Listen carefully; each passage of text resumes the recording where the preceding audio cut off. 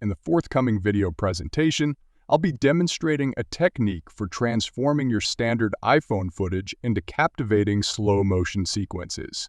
It's a straightforward process, so be sure to stick around until the end to grasp every step. We'll be leveraging a ubiquitous app found on every iPhone.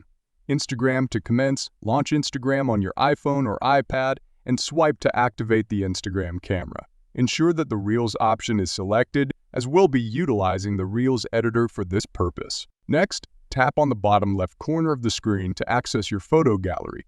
Once there, simply pick the video you wish to enhance.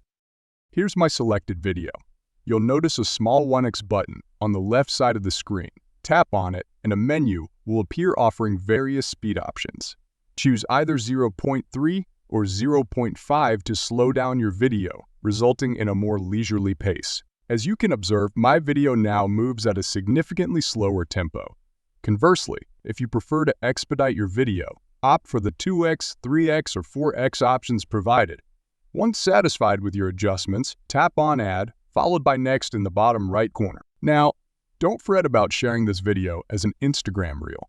Instead, click on the small arrow icon to save it directly to your photo gallery.